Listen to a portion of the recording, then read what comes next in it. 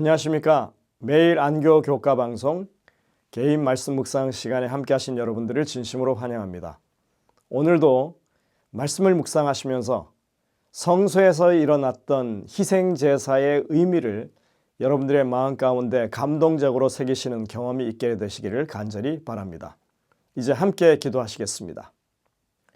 하늘에 계신 아버지 하나님, 오늘 이 하루의 삶도 말씀과 함께 할 수 있도록 해주셔서 감사드립니다. 저희들이 늘 주의 성령의 인도하심 가운데 하나님의 말씀을 마음 가운데 묵상하고 되새길 수 있도록 도와주시고, 그로 인해서 우리의 믿음이 더욱더 주님의 뜻을 밝히 이해하고 주님의 생각을 쫓아가는 우리의 삶의 변화가 일어나는 그런 믿음이 될 수 있도록 주님께서 이끌어 주시옵기를 예수님의 이름으로 간절히 기도드립니다. 아멘. 오늘 말씀 연구의 제목은 유월절 어린 양입니다. 오늘 희생제물 가운데 유월절 어린 양에 대해서 살펴보겠습니다. 제물로 드려지는 어린 양은 창세기 3장에서부터 이 땅에 오실 예수 그리스도를 표상했습니다. 사실 창세기 3장에는 어린 양이라고 하는 단어가 등장하지 않지만 하나님께서 아담과 하와를 위해서 가죽옷을 해 입혔다고 하는 구절에서 우리는 이미 어린 양의 희생이 있었다고 하는 것을 추론할 수 있습니다. 동물의 희생이 없이 어떻게 가죽옷이 생기겠습니까?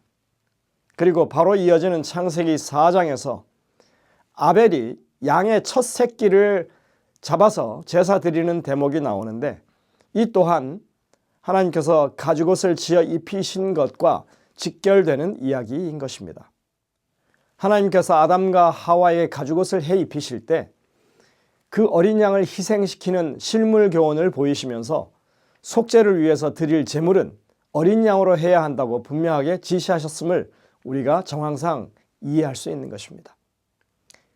이미 그런 지시가 있었기 때문에 이 가인이 어린 양으로 제사 드리지 않아서 그것을 거부할 수 있는 근거가 되는 것입니다. 이렇듯이 구속의 계획이 알려진 첫 순간부터 하나님의 백성들은 어린 양이 오실 메시아를 상징한다는 것을 알고 있었던 것입니다.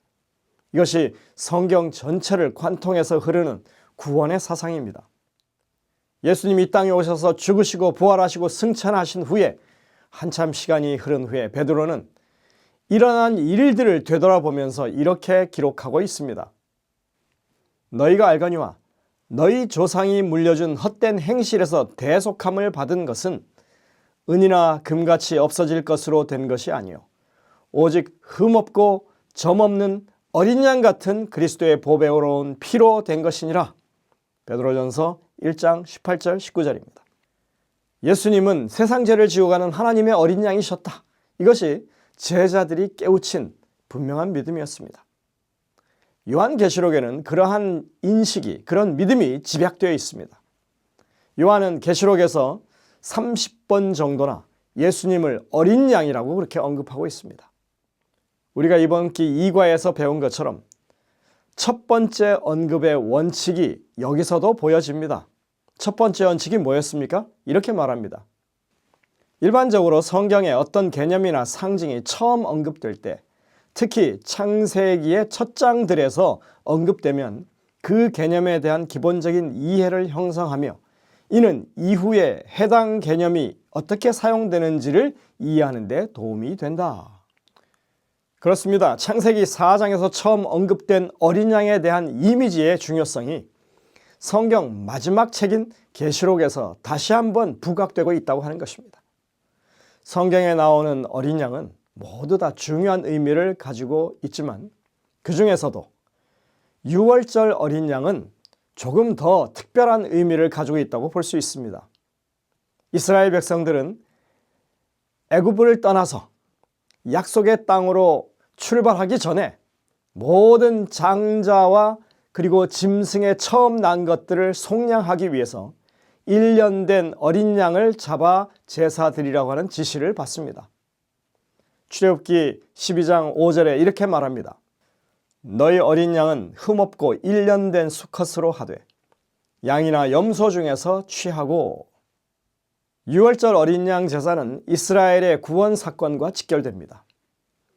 이스라엘 백성들이 출애굽할 때 그 시작은 유월절 어린 양을 잡는 데서 시작되었습니다. 예수님이 이 유월절 어린 양이 되신다고 하는 것은 성경의 여러 가지 사건들을 통해서 우리가 증명할 수 있습니다. 첫 번째, 이 유월절 어린 양의 뼈를 꺾지 말라고 하는 이 언급이 바로 예수님의 죽음과 직결되는 것임을 성경은 말해줍니다. 이 성경의 여기저기에서 유월절 규례로 이런 말씀을 하고 있습니다. 출애굽기 12장 46절입니다. 한 집에서 먹되 그 고기를 조금도 집 밖으로 내지 말고 뼈도 꺾지 말지며, 뼈를 꺾지 말라고 하는 것은 민수기 9장과 시편 34편에도 나옵니다. 뼈를 꺾지 말라고 하는 이 말씀은 예수님이 십자가에 달려 돌아가시는 그 현장에서 그분이 과연 이 땅에 하나님의 유월절 어린 양으로 오신 분인가 하는 이 사람들의 의문에 대해서 아주 명확한 답을 던져줬다고 요한은 기록하고 있습니다. 요한복음 19장의 33절부터 36절에 이렇게 말씀합니다. 예수께 이르러서는 이미 죽으신 것을 보고 다리를 꺾지 아니하고 그중 한 군인이 창으로 옆구리를 찌르니 곧 피와 물이 나오더라. 이를 본 자가 증언하였으니 그 증언이 참이라. 그가 자기의 말하는 것이 참인 줄을 알고 너희로 믿게 하려 함이니라. 이 일이 일어난 것은 그 뼈가 하나도 꺾이지 아니하리라 한 성경을 응하게 하려 함이라. 성경에는 유독 유월절 어린 양에 대해서만큼은 뼈를 꺾지 말라고 강조하고 있습니다. 사실 그게 크게 의미가 있을까 하지만 이 성경에 예표되어 있는 이런 세세한 내용에 이르기까지 예수님이 하신 일과 아주 직결되어서 성취되는 것을 보면 정말 놀라운 일이 아닐 수 없는 것입니다. 이사야 53장에서는 어린 양으로 오신 메시아에 대해서 아주 구체적인 그런 행동들 그리고 일어날 일들을 이야기하고 있습니다. 이사야 53장 7절 8절입니다. 그가 곤욕을 당하여 괴로울 때에도 그의 입을 열지 아니하였으며 마치 도수장으로 끌려가는 어린 양과 털 깎는 자 앞에서 잠잠한 양같이 그의 입을 열지 아니하였도다. 그는 곤욕과 신문을 당하고 끌려갔으나 그 세대 중에 누가 생각하기를 그가 살아있는 자들의 땅에서 끊어짐은 마땅히 형벌받을 내 백성의 허물 때문이라 하였으리요. 우리가 시간상 다 읽지는 않지만 이사야 53장에 나와 있는 이 고난받는 종에 관한 말씀들은 구구절절히 누가 봐도 2000년 전에 이 땅에 오셔서 그렇게 고난받으시고 희생당하신 예수님에 관한 말씀이 분명합니다. 오늘날 유대인들은 여전히 성경 구절을 많이 암송하고 그리고 낭독합니다. 그런데도 유독 이사야 53장은 그들은 공식 석상에서 전혀 사용하지 않는다고 하는 것입니다.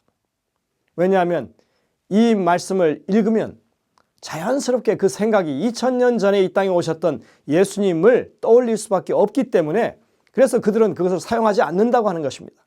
그래서 유대인을 대상으로 선교하는 사람들은 이사야 53장을 마치 쪽복음처럼 그렇게 인쇄해서 사람들에게 뿌린다고 합니다. 예수님은 이 땅에 구원을 위해서 대속제물로 하나님께서 보내신 어린 양임과 동시에 유월절 어린 양이십니다. 고린도전서 5장 7절에서는 그것을 아주 명확하게 이렇게 표현하고 선포하고 있습니다. 너희는 누룩 없는 자인데 새 덩어리가 되기 위하여 묵은 누룩을 내어버리라. 우리의 유월절 양 곧 그리스도께서 희생되셨느니라. 성경은 그 자체로 예수님의 어린 양 되심과 유월절 어린 양이심을 분명하게 증거하고 있습니다. 예수님은 흠없는 어린 양이십니다. 예수님은 한 인간으로서 하나님의 거룩하심을 충족시키는 유일한 그런 삶을 사셨습니다. 반면에 우리 모두는 죄인이고 우리의 죄된 모습은 말 그대로 우리를 만드신 창조주의 속성과는 완전히 동떨어진 그런 모습입니다. 그러나 예수께서 실패한 첫 아담을 대신해서 마지막 아담이 되셨습니다. 그분이 우리에게 생명을 가져다 주시는 두 번째 아담이십니다.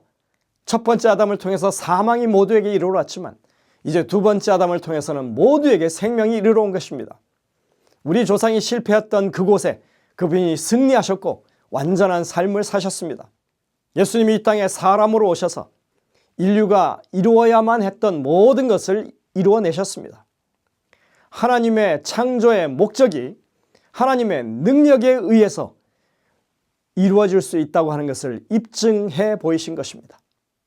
그렇게 예수님은 하나님의 영광을 온전히 나타내셨습니다.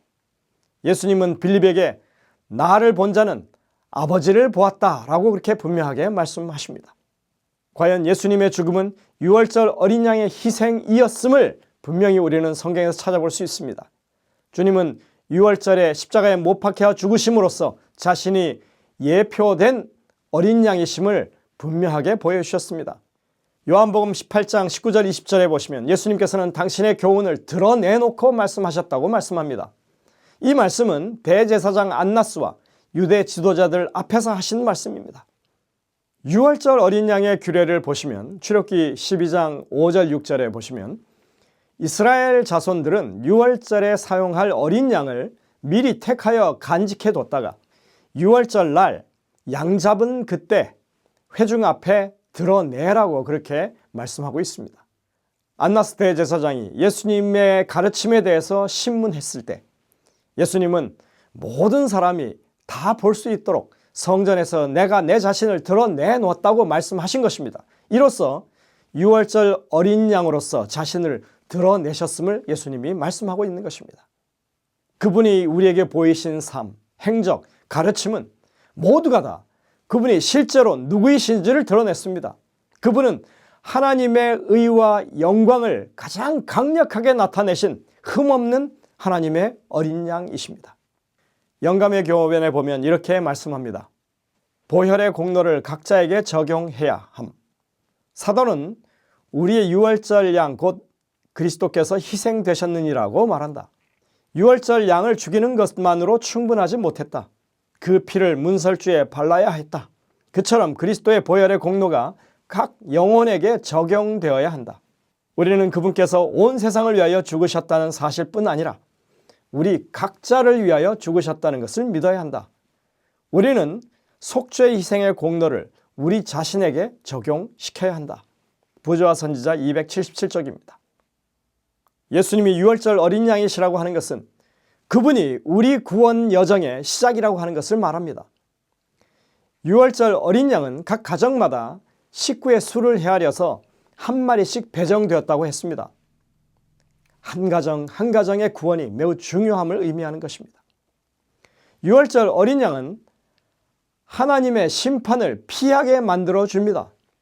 유월절 어린 양은 죄로부터의 탈출을 의미하는 것입니다.